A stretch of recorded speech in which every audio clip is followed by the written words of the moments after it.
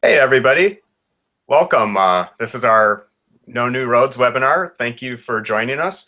I see we still have quite a few people still filtering in, so I think we'll give it a few minutes, but Todd is ready to go with his presentation, and we should be ready to go, like I said, in a few minutes. I think we'll let some people keep filtering in here.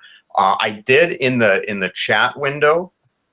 You'll see kind of some quote bubbles on your right side. There's a chat window, and if you go in there, if you're having any issues, seeing the presentation, you should be able to see me on your screen right now talking. I'm wearing a hat because it's pretty cold in my office, unfortunately. But if you're having any trouble, we did post a few quick little troubleshooting messages. The one thing we noticed in the last webinar is one of the simple fixes if you're having any trouble is simply refreshing your screen. And then there's a few other things too. The Chrome browser works best for this. Some people have had a little bit of an issue in Safari. So that could be an issue too. And I should note this webinar will be recorded. So if you do end up missing something or need to come back to it, we will record this and post this on our YouTube page. And I'll send a link out for that. And I know Todd has some materials he'll send out afterward as well. Okay, so let's give it, I'm gonna give a few minutes here just to let people keep coming in. Looks like we've still got a nice stream of people joining us. So let's give it just a few more minutes here.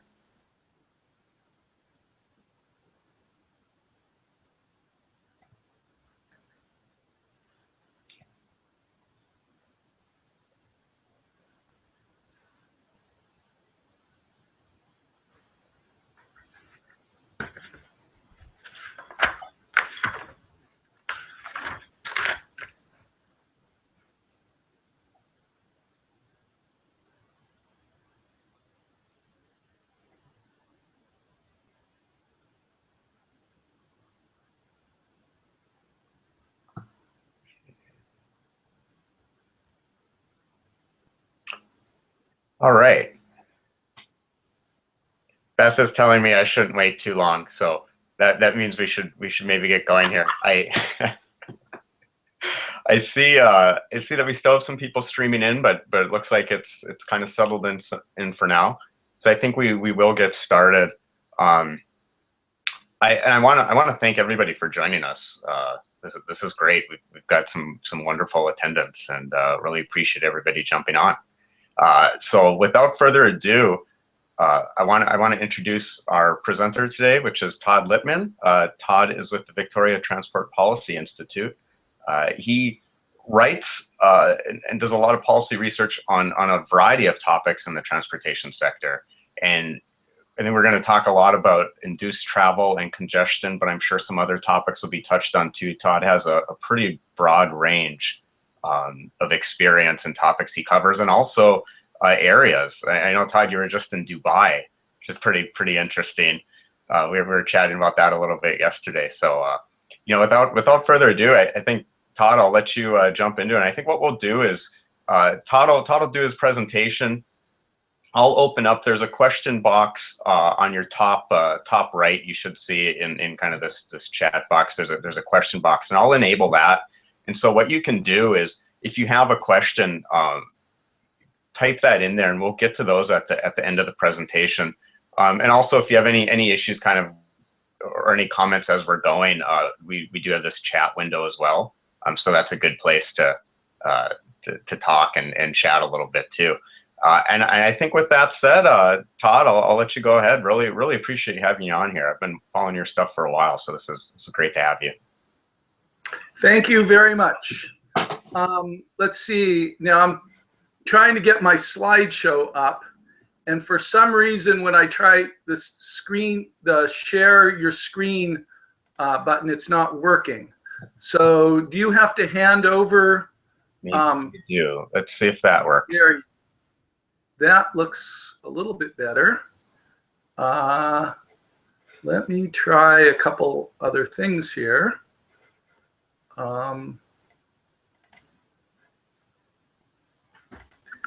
Now, let's see.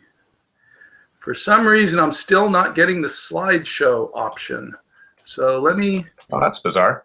It's funny too. We were just doing this right before we jumped on, so Right. I think it shouldn't be. There we go. Okay. Got it. Good news. Can you see my slideshow? Not yet.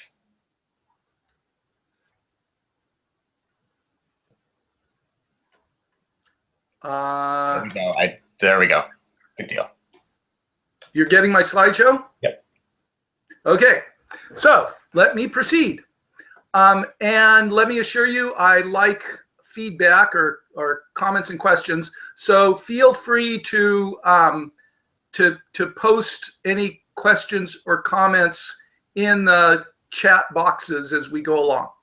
Okay, so I'm going to be talking about the economics of highway spending and traffic congestion. And that is actually a very broad subject. So let's see what that, there we go.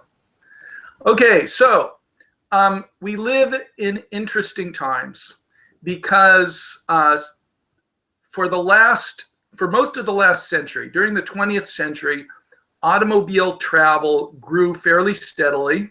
So between 1900 and about the year 2000, if you were a traffic engineer, you could pretty much count on vehicle ownership and vehicle travel increasing pretty much every year. So during that period, it made sense to invest significant resources into accommodating growing vehicle travel demands. And so one of the key indicators of transportation system performance was whether we were building enough roads to accommodate that demand, or if we didn't, we were allowing the roads to get congested. So during the 20th century, it really did make sense to focus a lot of resources on addressing traffic congestion. However, just after the turn of the millennium, automobile travel started to peak. And this has occurred in developed countries around the world. It results from a combination of factors, including motor vehicle saturation, aging population, rising fuel prices, although we've seen that temporarily decline, but eventually we'll probably see it increase again.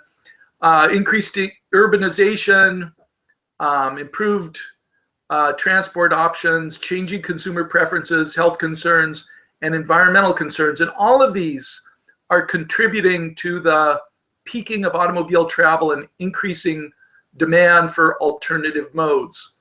So one of the things that this perspective emphasizes is that it really does make sense to rethink a lot of our assumptions and practices regarding transportation planning in general, and in particular, the emphasis on expanding roads to accommodate increasing vehicle travel demands. And I'm not the only one that's saying this. A couple of years ago, The Economist magazine had an article called Seeing the Back of the Car. And it said, if policymakers are confident that car use is waning, they can focus on improving lives and infrastructure in areas already blighted by traffic rather than catering for future growth. This is the key message, that the planning practices that made sense during the 20th century really are not appropriate for the 21st century. And in particular, the emphasis on traffic congestion as the major transportation problem, and the emphasis on road building as the primary solution or primary way to improve transportation, those are outdated concepts. That's not to say they don't apply anywhere. There certainly are places where vehicle travel demand is likely to grow, especially in developing countries. And in some corridors, even in North America, it might make sense to expand a few roads, but the emphasis should change. And one particular important detail about this is that to some degree, the increasing vehicle travel and and increasing vehicle travel demands were a self-fulfilling prophecy.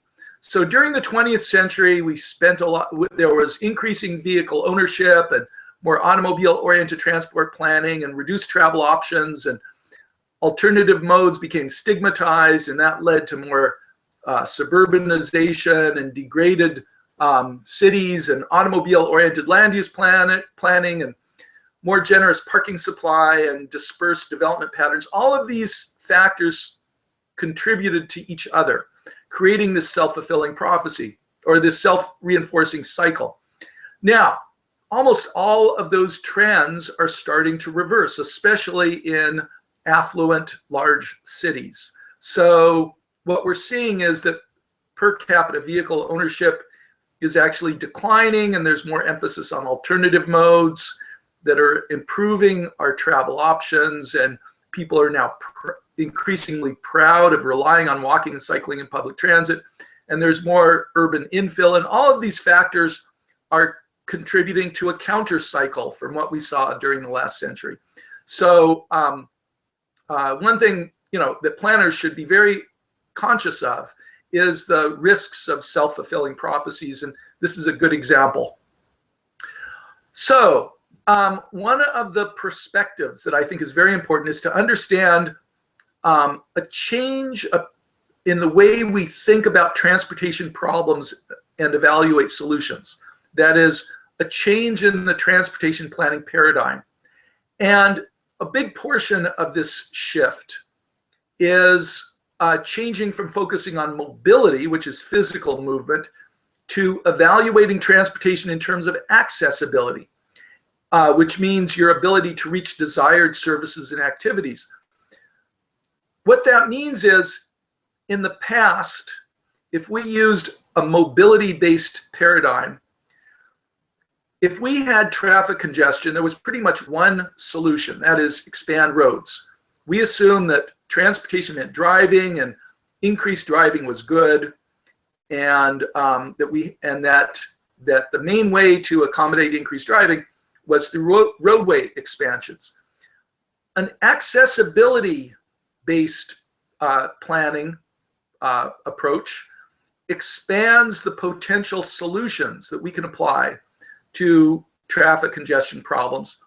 For example, instead of expanding a highway between, let's say, a suburb and a downtown, instead we can think about encouraging people to use more space-efficient modes. So rather than accommodating 1,000 additional commuters using 1,000 cars, we can accommodate 1,000 additional commuters using, say, 50 buses or 150 van pools or something like that. We can also think about land use changes, what you can call smart growth, which brings more people living close to where they work. So you would encourage more affordable housing in the existing urban areas and more employment options in the suburbs.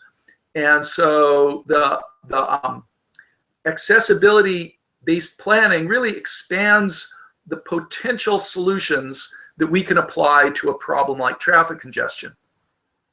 And one detail of this is simply the way we define efficiency.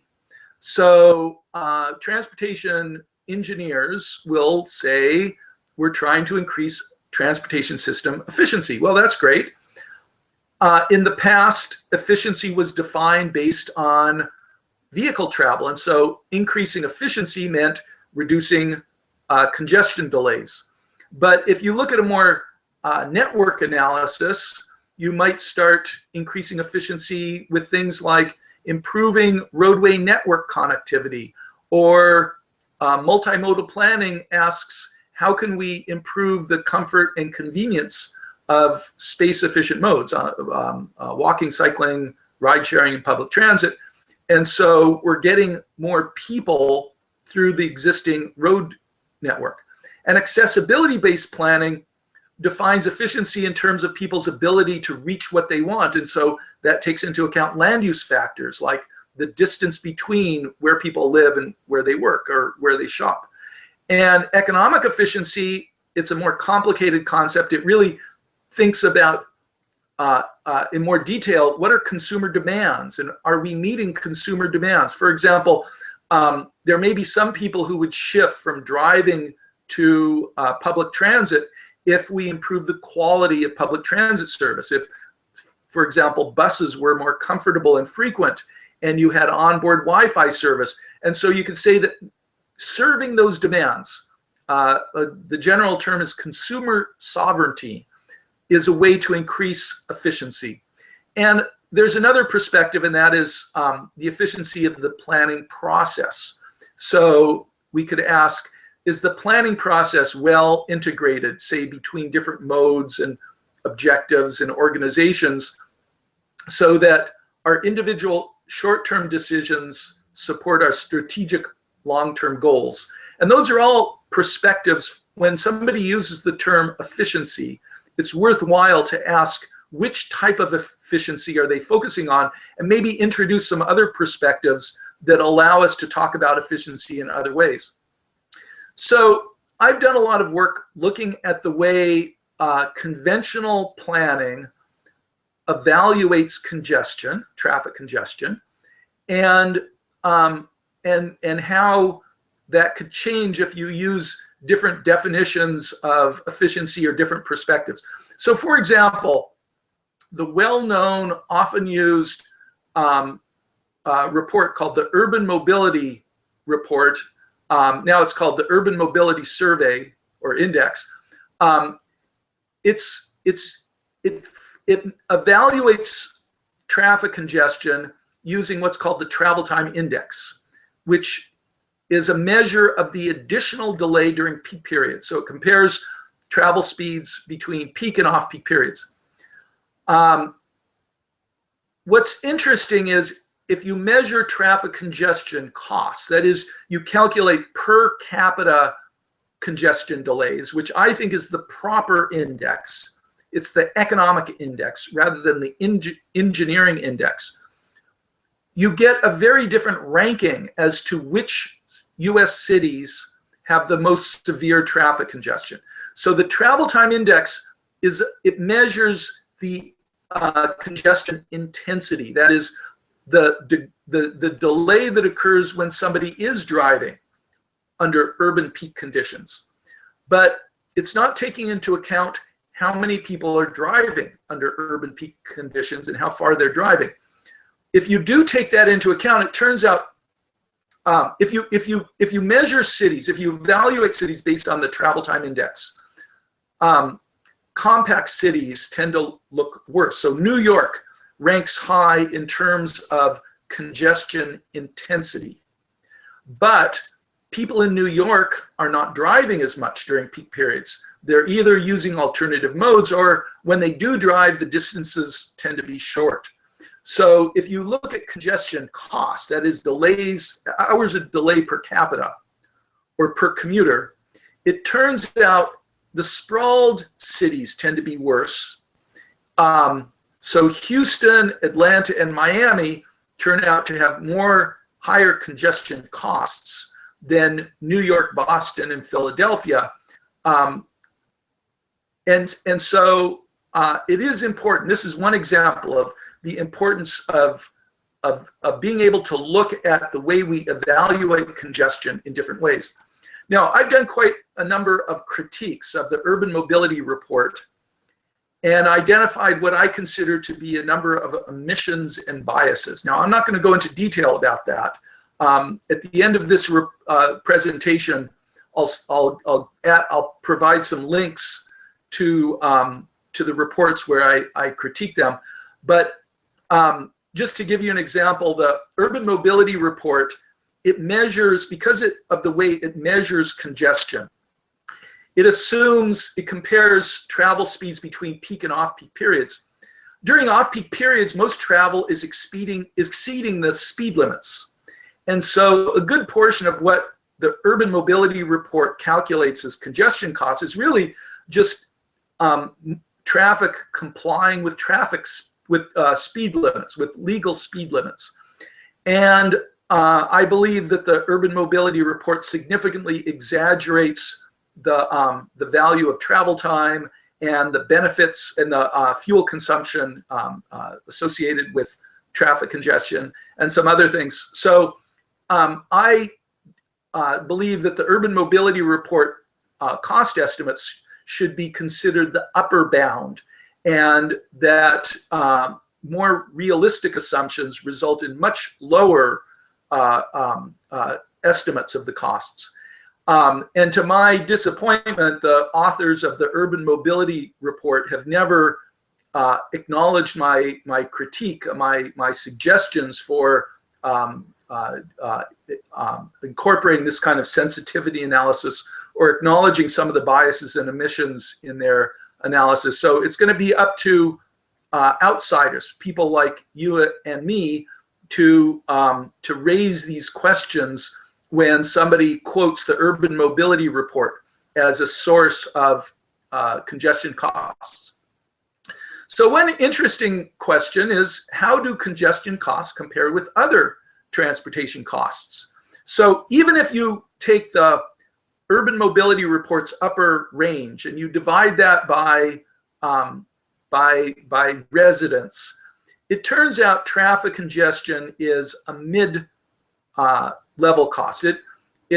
Using my estimates, it costs somewhere between $110 and $390 per capita annually, depending on your assumptions.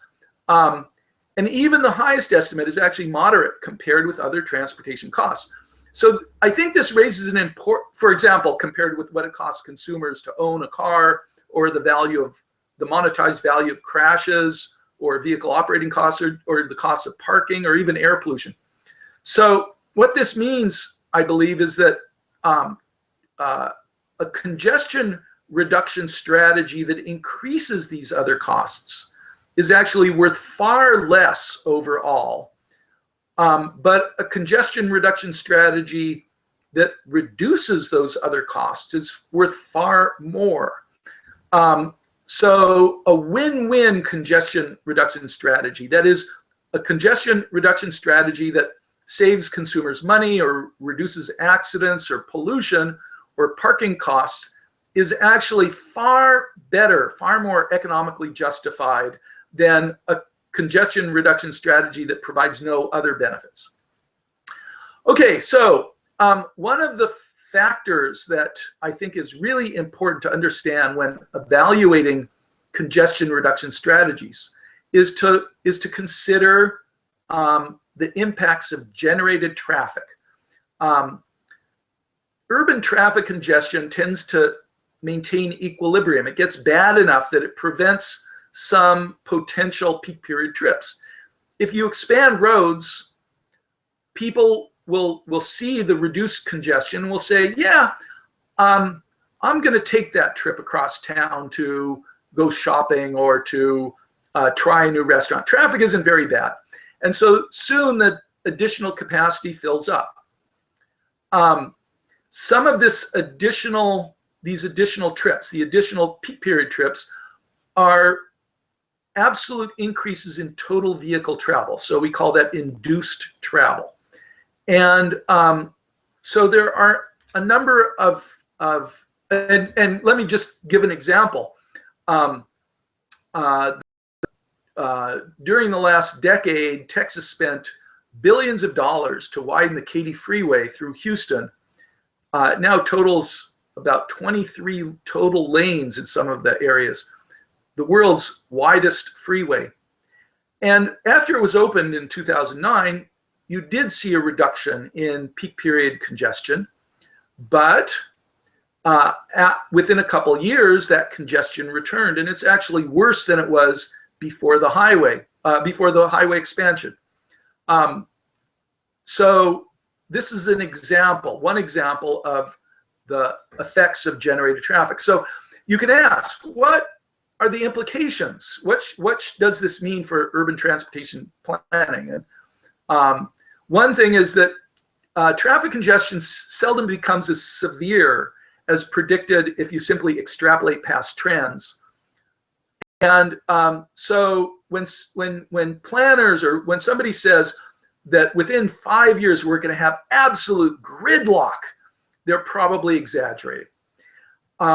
It also means that roadway expansion provides less long-term congestion reduction benefits than predicted if by models that ignore generated traffic. And the induced vehicle travel increases various external costs, including downstream congestion, parking costs, accident risk, pollution emissions, and that reduces the net benefit. So you might, even if the roadway expansion provides, let's say, $10 million worth of congestion reduction, very likely it's increasing some other external costs by, let's say, $5 million a year. And it's true that the induced vehicle travel represents travel that people value. So there's a benefit to the people that do the additional driving. But this tends to be modest because it consists of the marginal value vehicle mileage that users are most willing to forego when their delay increases. So even though there's a benefit, and I'm not denying there's a benefit, that benefit tends to be modest. So this is important because the conventional planning process, it starts with these travel demand models that predict how much people are going to travel in the future and therefore the intensity of traffic congestion. And this tends to steer your transportation improvement dollars to expanding those roadways. And that's what we've been doing for the last century. And now it's time to challenge those models. So these models are very simplified, and they use simplistic assumptions about how much the amount of traffic, vehicle trips, or parking that will be generated in a particular area. And in practice, a lot of these recent research shows that a lot of these assumptions are highly biased. In particular, they greatly exaggerate the number of trips and vehicle ownership in smart growth transit-oriented communities. And so it's very important to challenge the model assumptions, particularly if you're advocating alternative modes or smart growth land use policies. Now, unfortunately, despite all these changes and the increasing demand for alternative modes, most transportation agencies have not got the memo yet. And so if you look at the forecasts that have been used, the official forecasts by major transportation organizations and agencies, most of them are still using some variation of extrapolating past trends. So both US and British travel forecasts have greatly exaggerated the amount of travel growth. For example, in the US DOT predicted that we would have about 4 trillion vehicle miles traveled every year by now. And we're now hovering right around 3. And so one of the key messages is that anytime somebody uses a model to predict severe future traffic congestion, it's worthwhile to look at their assumptions and to challenge them. Now, I'm going to talk about some of the research on some of the costs of expanding roads, of responding to traffic congestion by expanding roads. As I mentioned, there's good research showing that as roads are expanded, it induces additional vehicle travel. It tends to stimulate driving and sprawl and increases per capita vehicle travel. And one of the outcomes is that increases traffic fatalities, traffic accidents and fatalities. And there's good research showing that. A more positive way of saying that is US cities that are more transit oriented, where people rely more on, relatively more on transit, tend to be much safer. There's also community economic impacts. It turns out of all the ways that consumers can spend their dollars, filling up the tank of your car with gas provides fewer regional jobs than almost any other type of expenditure. So to the degree that our automobile-oriented transportation planning stimulates more car ownership and automobile travel, and therefore causes consumers to spend more of their hard-earned dollars on their cars and fuel, you're reducing jobs in your community, or to put it more positively, by creating a more efficient multimodal transportation system and helping consumers spend less on vehicles and fuel, you're stimulating other types of industry in your community. And there's good research showing this. One of the interesting bits of research is that some people have looked at the relationship between traffic congestion and economic productivity, and it turns out it's positive, that cities that are more congested tend to be more productive. Now, that doesn't mean that congestion is necessarily good, but it does challenge the commonly held assumption that that reducing traffic congestion is good for the economy. In fact, this suggests that a lot of conventional congestion reduction strategies that stimulate more automobile travel and associated costs is actually quite harmful to the economy. There's another way to look at it, that economists would apply. A basic economic principle is that prices, that is what consumers pay for a good, should equal the marginal cost of producing that good unless the subsidy is specifically justified. When we expand urban highways, those are very expensive projects. They typically cost 50 cents to $2 per additional peak period vehicle trip mile accommodated. So if we were, if we want an economically efficient transportation system, we would charge tolls of that amount. What's interesting is when we apply tolls anywhere near that amount, the demand tends to plummet. And there are many recent roadway projects that are toll financed that have failed to achieve their traffic volumes and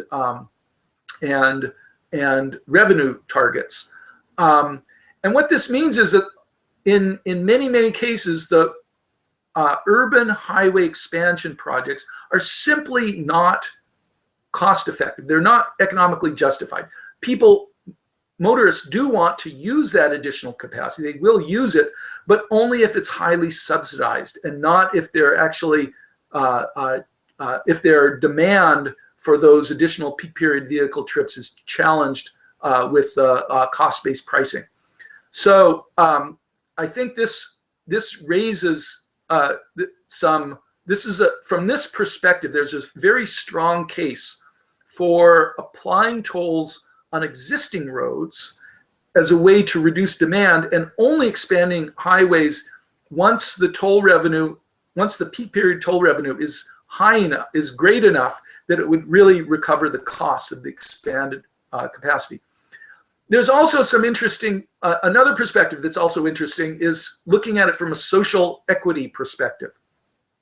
So when we propose that a particular roadway should be tolled, there's often resistance. People say, oh, that's unfair to the lower income motorists.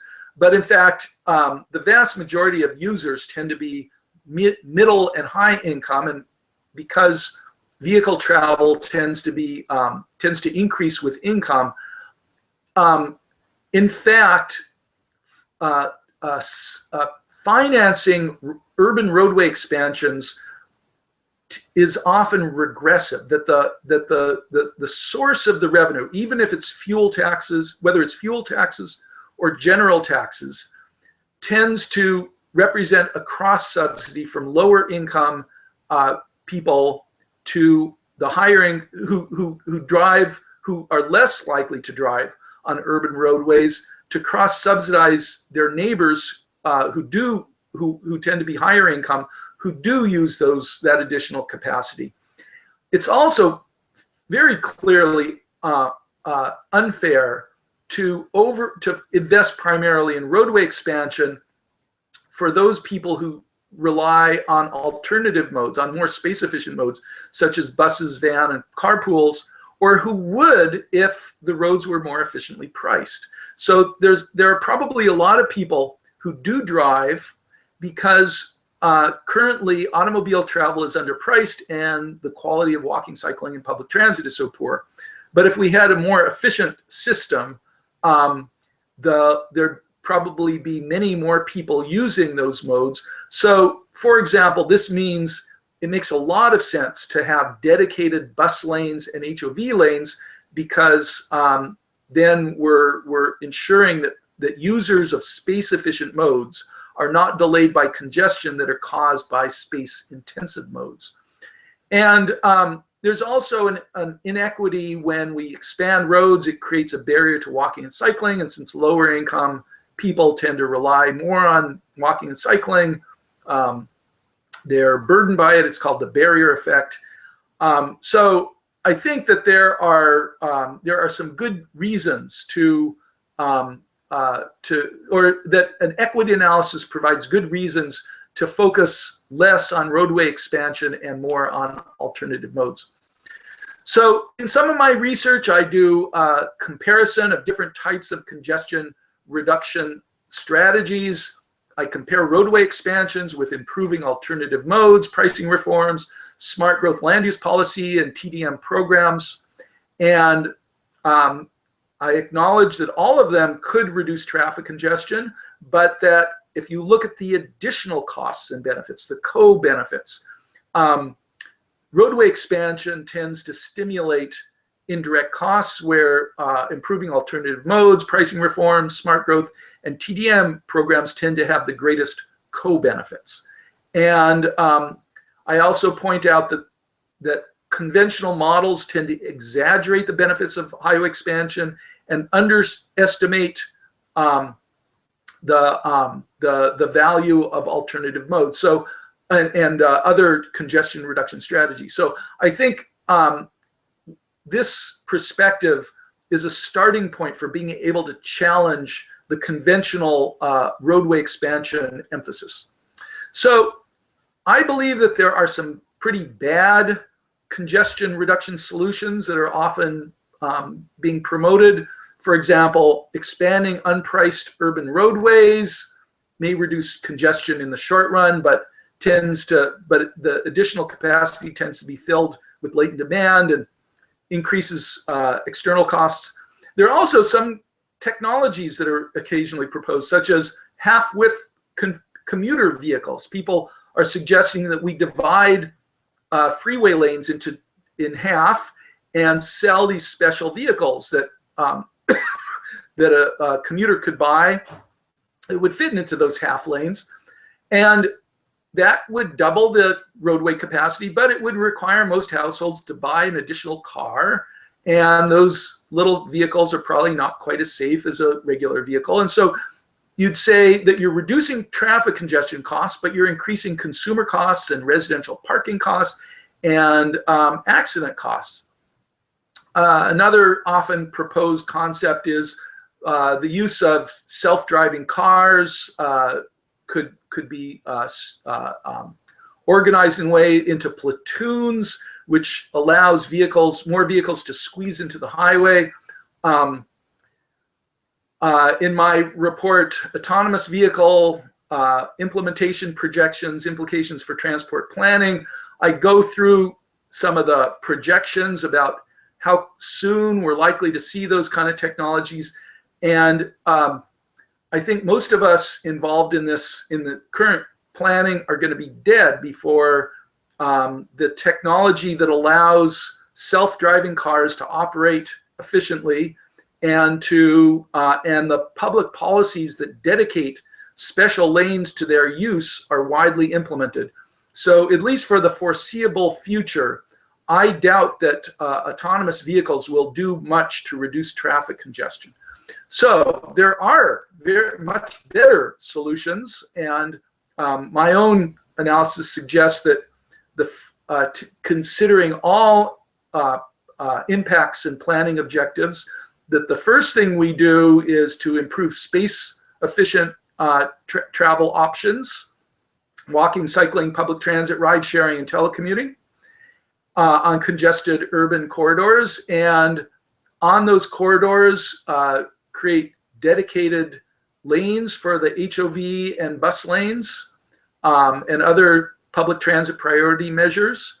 And that we start applying congestion pricing on existing roads, and we implement other transport pricing reforms, such as more efficient road tolls and distance-based insurance and registration fees and increased fuel prices, because all of these tend to reduce traffic congestion, in addition to providing other benefits. And that we implement commute trip reduction programs and other mobility management programs that favor space-efficient modes, and only after all of those are fully implemented, if we find that there is still significant traffic congestion, we might consider expanding roadways, urban roadways, provided that they're financed through road tolls. A point I'd like to emphasize is that this, even though it does apply things like more efficient pricing and improvements to alternative modes, this is not anti-car. Motorists have every reason to support these strategies because they are effective traffic and parking congestion reduction strategies. They tend to increase motorist safety, they reduce motorist chauffeuring burdens, they provide mobility options that motorists might appreciate having sometime in the future, even if they don't use them now. And they tend to be much faster to implement than expanding roadways. Typical urban roadway project will take 5, 10, or 15 years to implement, and you could have most of those other congestion reduction strategies operating within 6 months or a year, 2 years at the most. So my conclusions are: traffic congestion is a moderate transportation cost overall, larger than some but smaller than others. Congestion reduction strategies are not cost effective if they increase vehicle parking, accident, or pollution costs, but are far more beneficial to society if they reduce these other costs. Conventional evaluation practices tend to exaggerate congestion costs and roadway expansion benefits. More comprehensive evaluation tends to reduce the justification for roadway expansion and increase support for high-quality transit, more efficient pricing, smart growth development policies, and other TDM strategies. Many current policies and planning practices result in economically excessive automobile travel and sprawl, which is inefficient and unfair. And the reforms, the congestion reduction strategies that I have recommended are not anti-car. Motorists can benefit overall from the strategies that create more diverse and efficient transportation systems.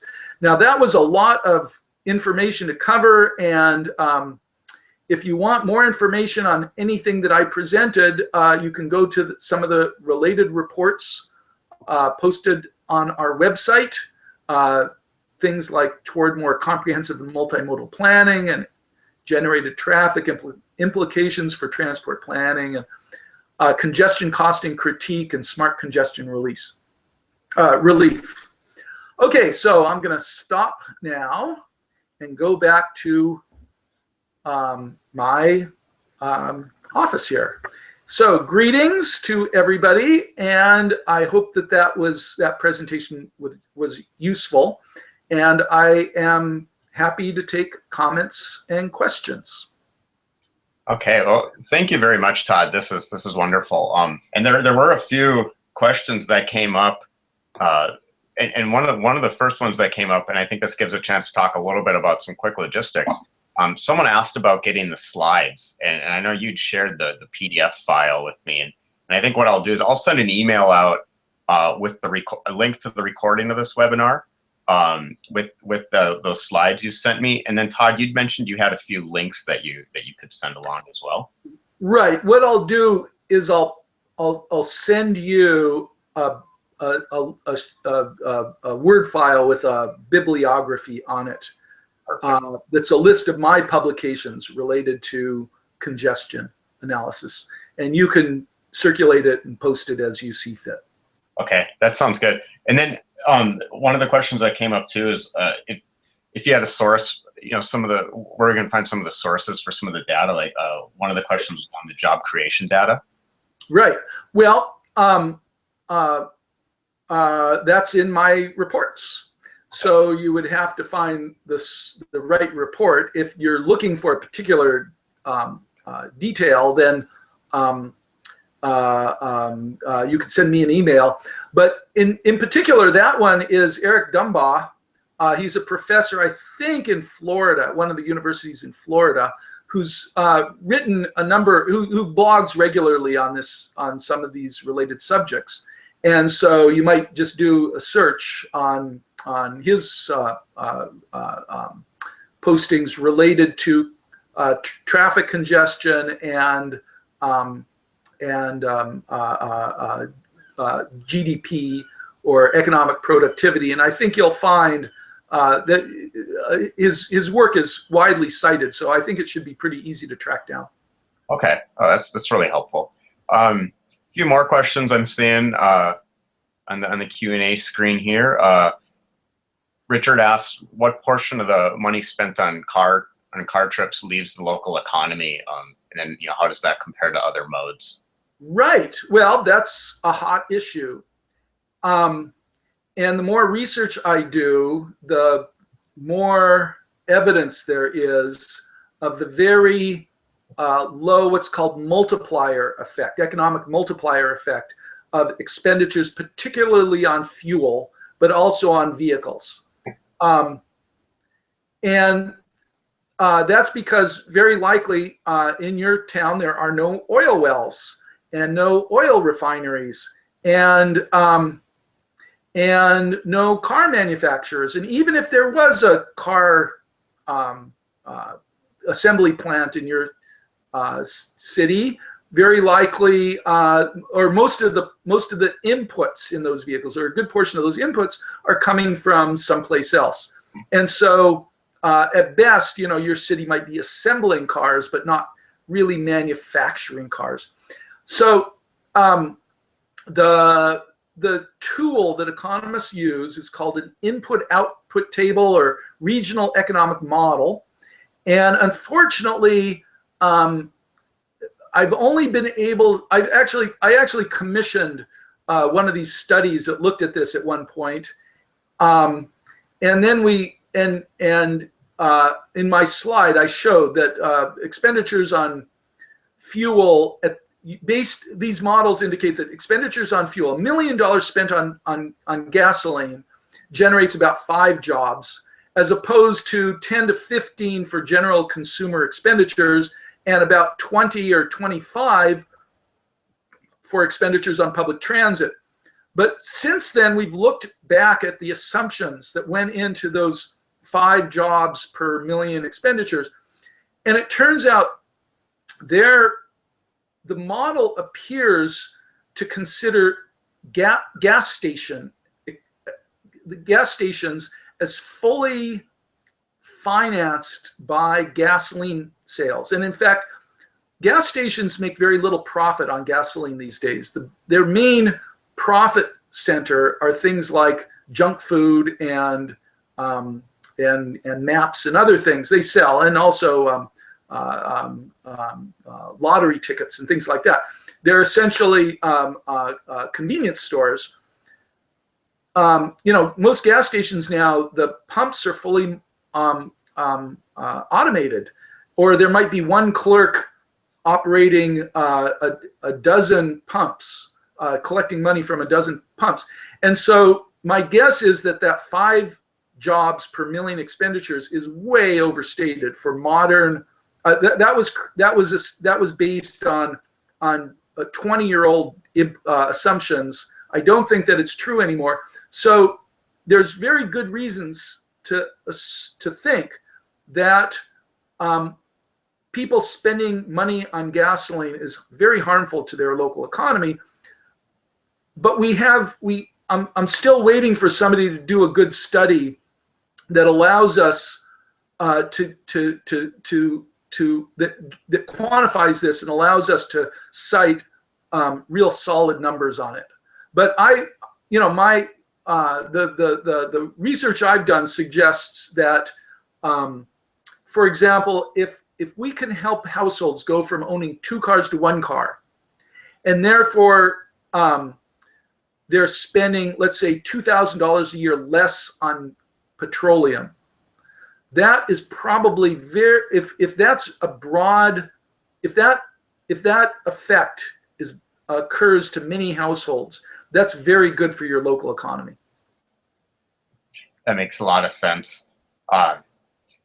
So another question we had is, when is bus rapid transit? When is a bus rapid transit project a bad idea? And the economic effects of construction on corridor merchants.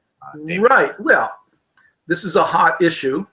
Mm-hmm. Last year, I presented a paper at the Threadbow conference, a conference on a public transit planning conference in beautiful Santiago, Chile, titled "When Are Bus Lanes Warranted?"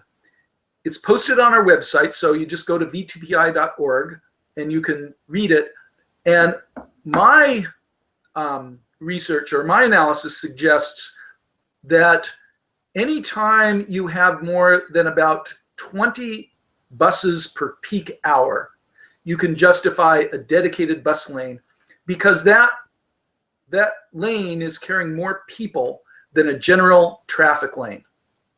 So 20 buses per hour after, now here's the key, is that's 20 buses per hour after you've, this bus lane has been in operation for a couple years and is supported with other TDM, transportation demand management strategies, such as commute trip reduction programs at work sites and improved walkability and other things that encourage people to use buses. So that's that I believe is a much lower trigger warrant than what most communities are applying. And in particular, I think a lot of cities, such, if you've been following what occurred in Wilshire Boulevard in Los Angeles, the local government refused to put in a bus rapid transit lane, and I think they're perpetuating automobile-oriented planning and overlooking the various factors that I think justify more emphasis and more bus priority strategies. Does that make sense? Yeah, I think so. I mean, David mentioned a little bit on, I guess, the economic effects of construction on corridor merchants. I would assume that's right. Any project can be disruptive, although in most cases, BRT is it can be implemented far faster, cheaper, and easier than, say, a rail transit system.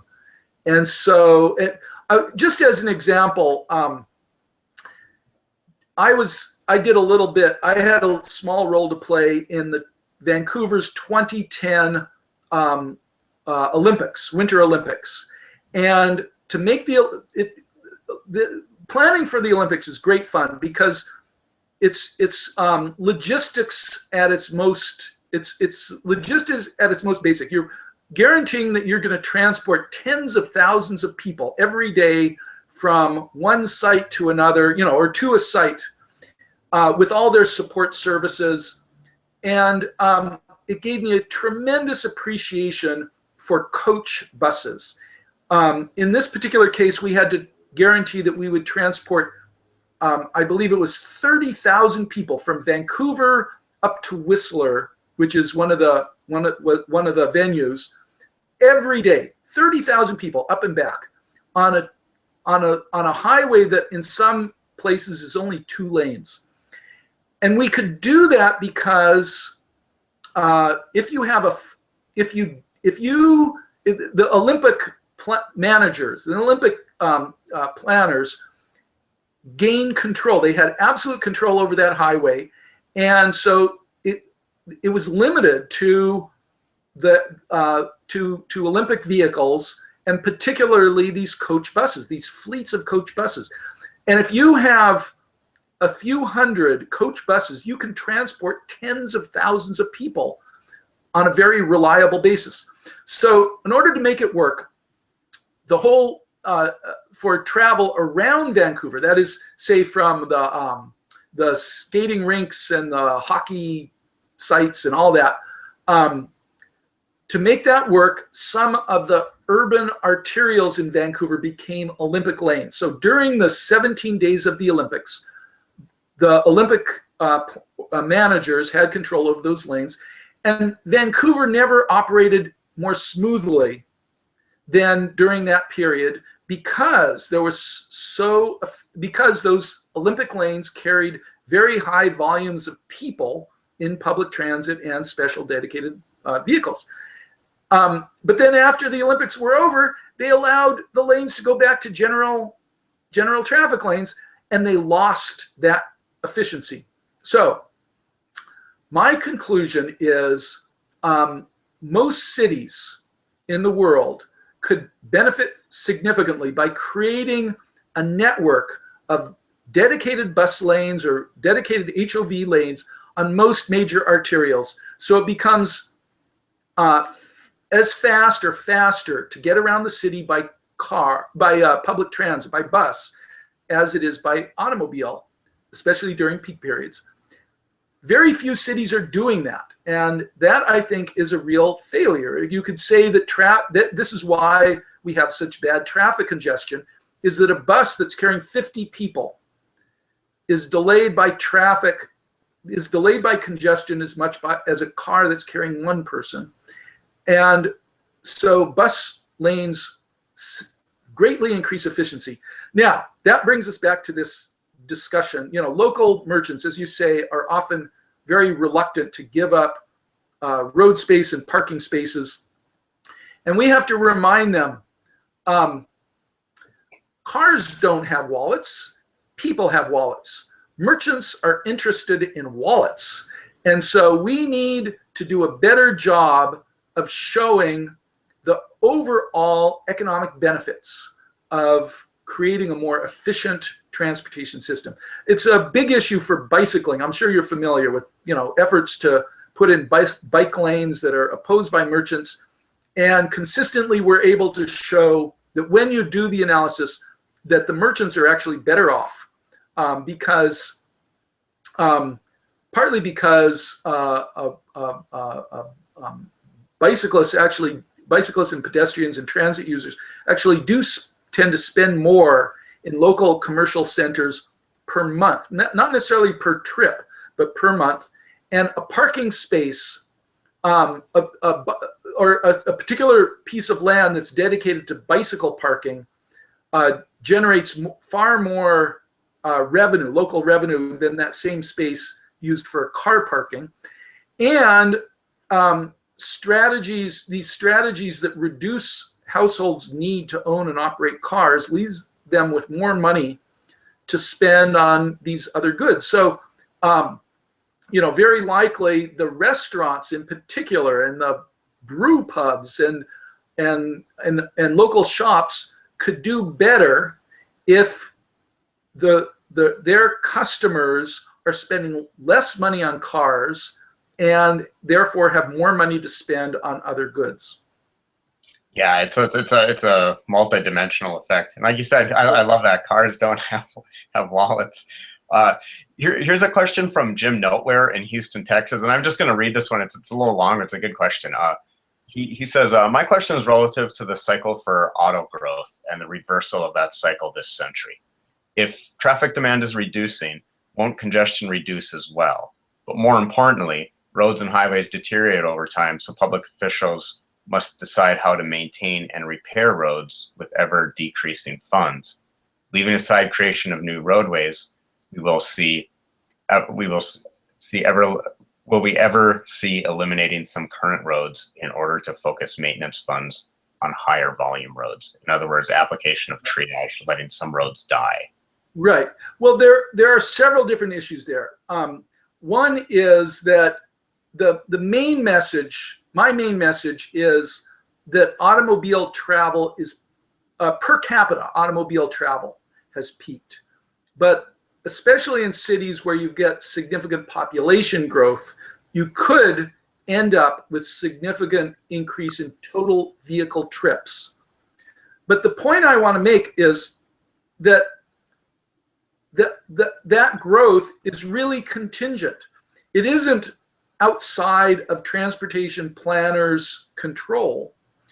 When we build an automobile-oriented transportation system, we're stimulating automobile travel. So in particular, things like the subsidized parking, ensuring that there's plenty of parking everywhere is, as Don Shoup describes it, a fertility drug for cars. And similarly, if we invest in roads but fail to maintain walking and cycling and public transit, we're supporting, we're essentially ensuring that the travel demand will be served by automobile trips. But a community can choose otherwise. A community could decide that they're going to implement demand management and smart growth policies and reduce total vehicle trips. And if you've been following it, the state of California has now committed to new planning practices that are designed to do that. So there'll be more policy support for strategies that reduce automobile trip generation. So you could say that it's really up to cities to decide, or up to a particular jurisdiction to decide how much vehicle travel they're going to have, and therefore how much traffic congestion. The main point is, my main point is that the conventional planning models, the travel demand models, and the funding practices that we've put into place for the last century, they are great. They tend to greatly exaggerate the severity of traffic congestion problems. They're based on the assumption, or they evaluate overall transportation system performance on the ease of driving. And so they use roadway level of service as their primary indicator of the quality of travel, and therefore the priorities for improving urban transportation systems. And that, I believe, is all wrong. So we can start challenging that. We can challenge their growth, their traffic growth projections. We can challenge the assumption that roadway expansion is really a good solution. We can challenge their assumptions that consumers really want to drive. These are all, and we can challenge the assumption that there's any overall economic benefit from automobile-oriented solutions. That's not to say that cities, that in the future everybody's going to give up driving. Not at all. According to my research, even in a smart growth city, something like 1/3 to 50% of trips should be made by automobile. It's now lower percentages, say, in the urban core, but for urban region overall, automobiles are probably going to be the largest mode share, even with sustainability or sustainable transportation planning. But the point is, it's on the major urban corridors, that is the corridors where traffic congestion is most severe. That's where the justification for the improving alternative modes and demand management strategies to limit automobile travel should be focused. Yeah. And yes, there are some really good examples of cities that are removing major highways, major urban highways, and are doing quite well as a result. You might be familiar with the beautiful example in Seoul, South Korea.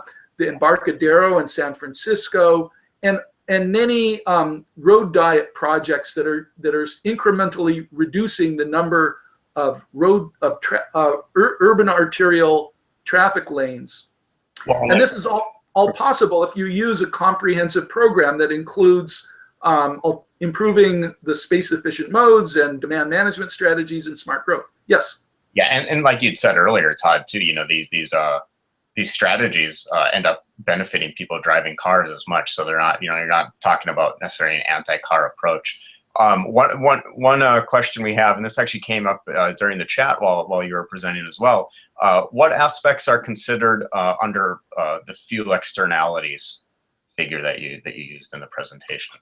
Right. Well, this is an interesting thing. This is my career began when I did my master's thesis that was a comprehensive analysis of the various costs of different forms of transportation, and therefore the potential savings and benefits if people shift from automobile to alternative modes or reduce their total vehicle travel.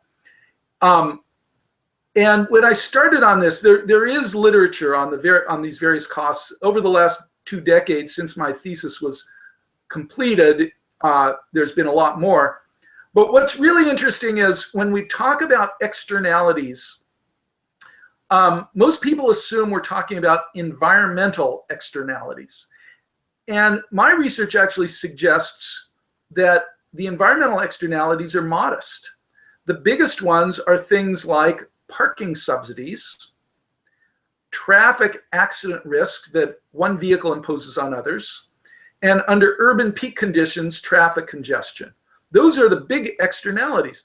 Air pollution certainly is an externality, but I think an awful lot of people, they get caught focusing on environmental externalities, and I think that's to our disadvantage. Let me rephrase that.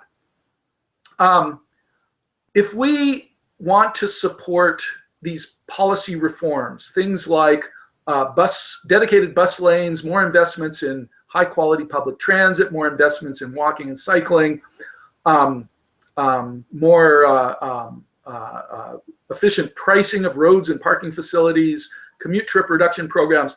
Those are often presented as primarily air pollution reduction strategies or congestion reduction strategies.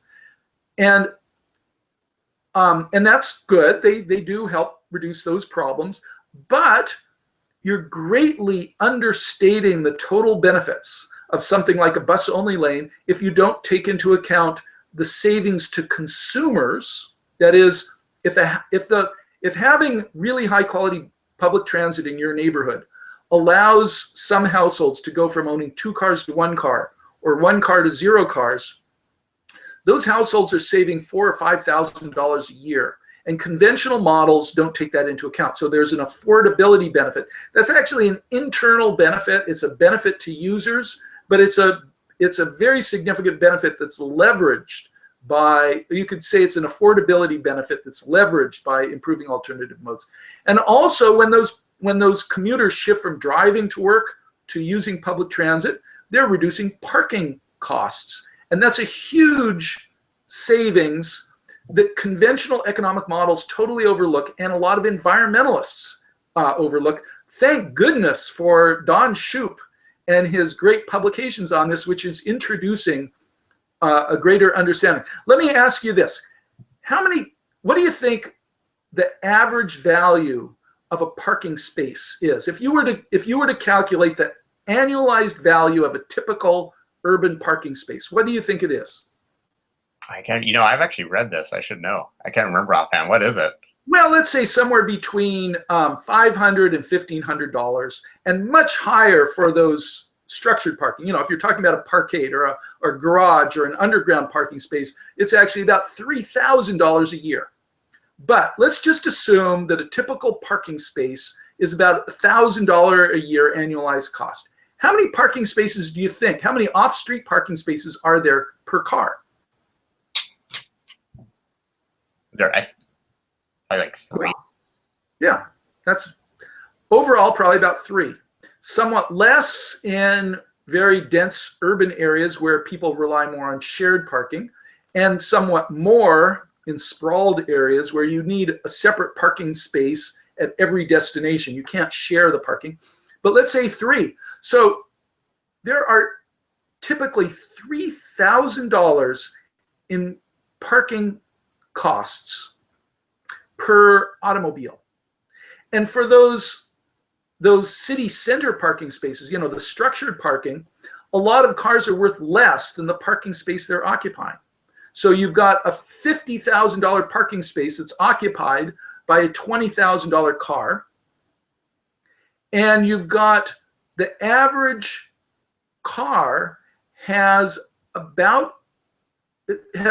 that every time somebody buys a car, they're expecting somebody else to pay about as much as they paid for that car for parking spaces. That there are probably more value to the parking spaces than for the car. So it would actually be more efficient to give away cars and charge for parking everywhere than what we currently do, which is charge for cars, but then give away parking spaces. So that's an example of one of the huge subsidies or external costs that often get overlooked. Similarly, traffic accident risk, another impact, external impact, is that most of our discussion about traffic congestion is looking at the delay that a motor vehicle imposes on other motor vehicles. The barrier effect refers to the delay that motor vehicles impose on pedestrians and cyclists, that wider roads and increased vehicle travel make it difficult to cross the street. And so by all rights, there should be an equal analysis of the barrier effect costs. That's an externality associated with automobile travel. And it shows up in things like families having to buy a second car so mom can drive the kids to school because they don't feel safe allowing the children to walk to school because so many other moms are driving their kids to school. It's a self-reinforcing cycle. And so until recently, we had no name for this. It's the barrier effect. And by my analysis, it's actually a significant cost. It's not a huge cost, but it's one of those costs that should be taken into account when we do analysis, and especially when we analyze the full impacts of expanding roads.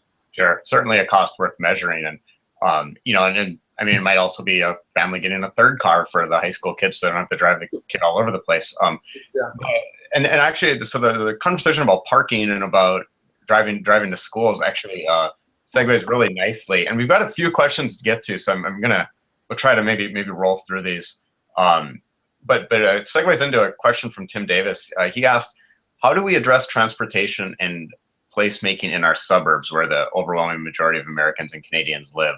He said, I love focusing on the cities, but we have to address the suburban Ponzi scheme. Is there anything we can do to make suburbs more efficient? Absolutely. And I think actually many suburbs are now trying to urbanize. They see the value. And I think, your strong towns, I think, is probably working with a lot of these communities that started off as pure bedroom communities, and now they're realized they want to diversify their tax base. They want to have more services that meet people's needs. They want to attract some businesses, so they have local employment.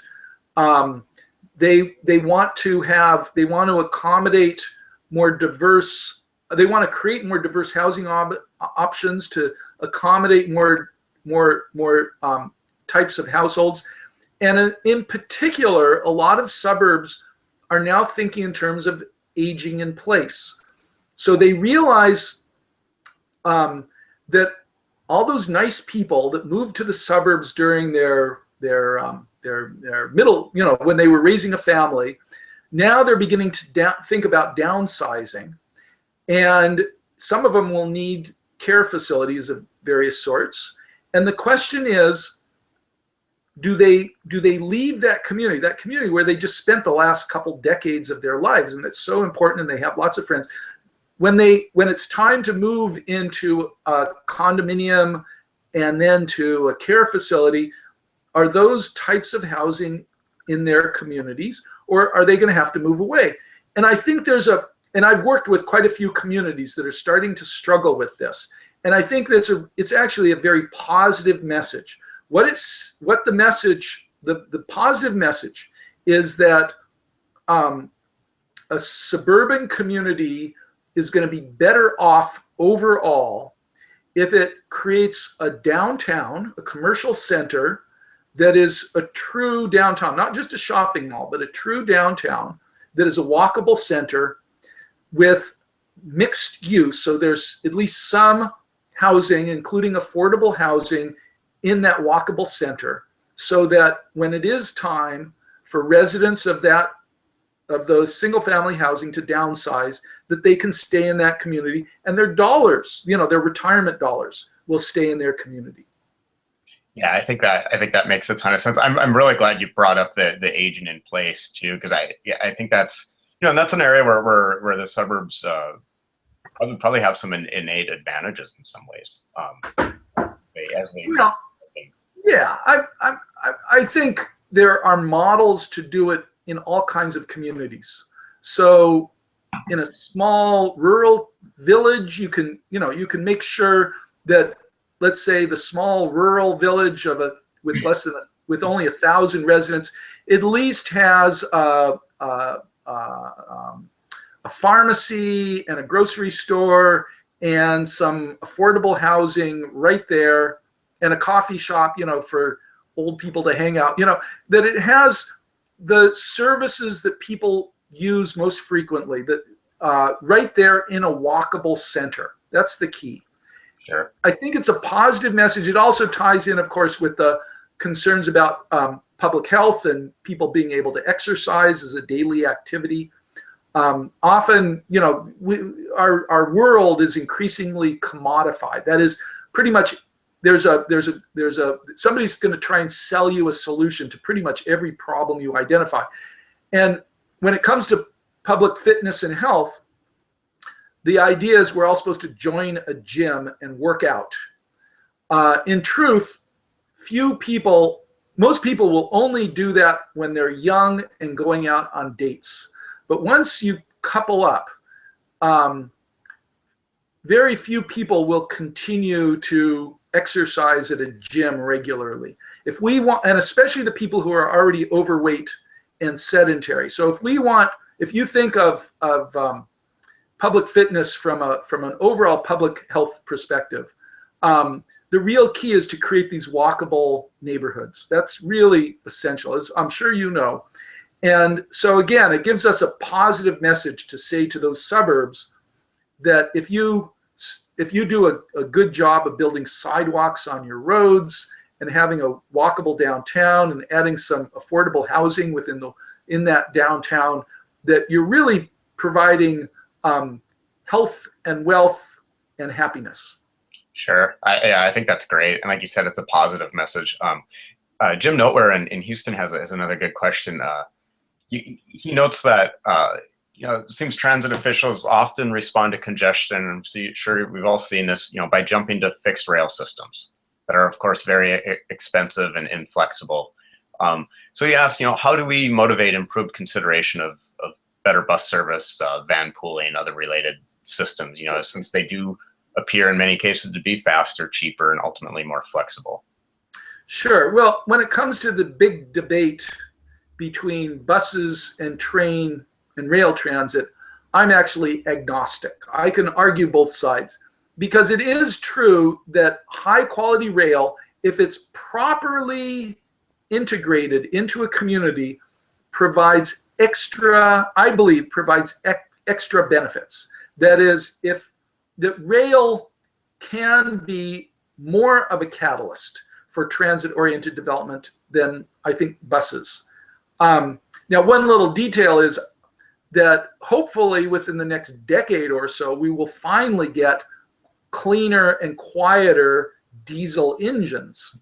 But even the current generation of diesel buses are still pretty noisy and stinky. And so I think that's actually one of the major disadvantages of bus rapid transit compared with rail.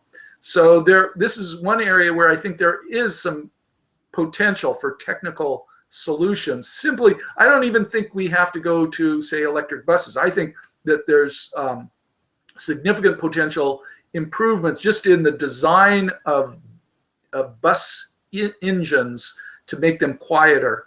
And that if we did that and we used good design, that a lot of BRT systems could achieve, let's say, 75% of the overall benefits as rail. Currently, I think they can only provide about 50%. So that's still, it's to the economic catalyst of like transit-oriented development, that sort of thing, correct? Yeah, think of it this way. What does it take to allow households to reduce their vehicle ownership?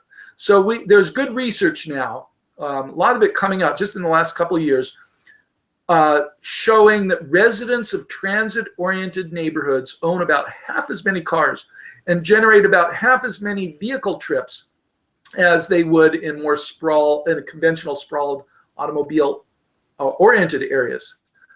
There's some debate as to how much of that is self-selection, that the people who don't want to own a car are choosing the transit-oriented areas, but there's pretty good research showing that at least that transit-oriented development reduces at least 30% and in many cases up to 50% of households' vehicle ownership and trips, compared with those same households locating in conventional automobile-oriented sprawl. So that's a huge set of benefits. It's benefits to the household, financial savings, it's reduced traffic and parking congestion to local governments and businesses, it's reduced accidents and air pollution, and increased public fitness and health. So all of these benefits result from the leverage effect that high quality transit has on land use, on the types of neighborhoods that develop around the stations. And that's where pretty consistently rail is much more effective than buses. Although I think it is important to go back and ask, what are the exact features of rail that make that happen? And to what degree can we replicate that with buses, with BRT? And I do think that there's an awful lot that can be done to improve bus service and the integration of bus stations as activity centers. But there's, especially when you start having more than, say, 15,000 peak period passengers on a corridor, I think that you can start justifying rail. And if your community is seriously committed to the transit-oriented development model, that again, I think there's often a case for rail. Sure, and then it's you kind of alluded to it earlier. As far as Jim asking about ways to kind of make the case for for some more bus transit or high frequency lanes. You'd suggested earlier, one of the things that is helpful with those type of systems is you can implement them fairly quickly. Absolutely, I'm a great supporter of bus rapid transit. I'm doing a lot of international work, that's essentially justifies it. In this paper that I gave at Threadbow, that was all about building support for bus rapid transit lanes. So I'm a great supporter, but it's still, I'm not anti-rail, and I do recognize that in some circumstances, rail can be justified. So it's really, like many planning questions, the answer is, it depends. Yeah, no, I think that makes sense. I feel the same way. I think people get into their camps too much, and you got to look at it situation by situation. And also, someone pointed out in the comments, and I totally agree with this too, is part of the issue with BRT sometimes is that we don't actually end up doing BRT. We end up doing kind of a poor bastardized version of it that and then of course don't get all the benefits that you might. It looks like we're pretty much through questions. I'll get to one more, and then maybe we'll wrap it up here. I want to be respectful of your time and everybody who's attending this time. David had a follow-up question. He'd asked earlier about the just some of the issues with construction when you put in a new transit system. And he's wondering, are there any strategies to support local merchants, during the period of construction, that you've seen that work well, or that are worthwhile, or is it sort of just have to grin and bear it until the project's done and then reap the benefits afterwards? Yeah, it's again, it all depends. So I'm sure there are some additional strategies that can be applied. It's no different than any other roadway project, really. Most cases, road project is disturbing to an area. And so a bus lane or whatever is going to be disturbing. I guess one of the things to emphasize with BRT is that pedestrian improvements are always an integrated part of a good transit, bus transit improvement. And pedestrian improvements do tend to benefit local merchants. And so there may be ways that you can sort of highlight to the merchants the overall long-term benefits. I posted one of my Planet Isn't blogs a couple years ago, looked at this question of the economic impacts of bike lanes, and summarized the literature showing that bike lanes often increase overall economic activity in an urban commercial district. It would be interesting to apply that kind of analysis to bus lanes, but every situation is unique. The issue that they usually get caught up on is any loss of parking spaces. Yeah. And we point out that cars don't have wallets, people have wallets. And so the question is not, it is absolutely wrong to assume that the loss of a parking space results in a comparable loss in retail activity. In most cases, it's easy. There are ways to manage the remaining parking spaces more efficiently, and so we're guaranteeing that motorists can still find a parking space, and we're improving access for pedestrians and cyclists and transit users. So if a good project should really, a good bike or bus lane project can often increase overall merchant retail activity in an area. Also, if that bus route becomes a catalyst for more transit-oriented development, so developers start building more condos or more office facilities in that area, then those are more wallets for those merchants. And so the merchants should be particularly supportive of anything that increases the total number of people living in their area. In fact, my next research project, my current research project, which I hope to complete in the next couple of weeks, is called Selling Smart Growth.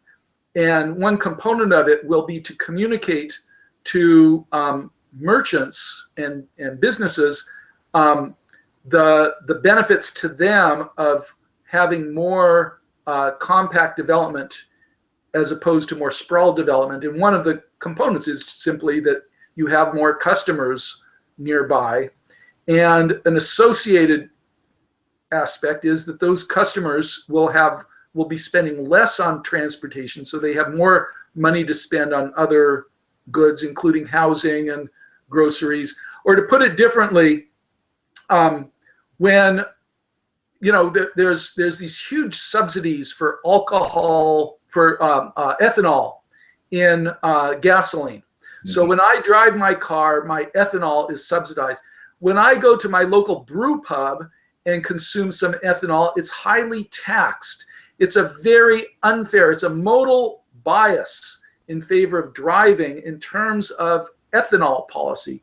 And that's one example. My city here in Victoria, British Columbia, does not have any oil wells or oil refineries, but we have lots of brew pubs. So if I spend less money on gasoline for my car, and instead I'm out there walking and bicycling, and I spend more money, I can drink more beer because I'm burning it off with all that walking and cycling, I'm generating local jobs. Exactly, and doing it safely. And as a big fan of craft brew, I can definitely support that. Okay, well, when you come and visit me here in Victoria, we'll have to sample the full array of ethanol options. I am absolutely game. That sounds great. And I'm glad we got to that question too, because I think that it is something that comes up, and I think maybe it's just probably because of the paradigm of kind of auto-oriented development we've been in for six plus decades, is people's first instinct is to think, oh, if I lose that parking spot, or oh, if we lose a lane to autos, that it's gonna hurt our business or hurt our merchants. But you make some multiple points, right? It's not just one or two things. There's multiple points that show that over the long term, this is great for merchants and great for our community. So I'm glad you went into that. And definitely make sure you share that report with us when you get that done. I think that'd be great to share. Mm-hmm. Okay, well, thank you so much. I will let you go, Todd. And thank you everybody for joining us. And like I said, we'll send out an email with the link to the recording, link to the slides, and then Todd's got some links he'll send me to share with you as well. And you'll have all sorts of great information to look over. So really appreciate it, and definitely encourage you to check out Todd's site, vpti.org. All right, thank you very much. Really appreciate it. Thank you all. Yeah, take care.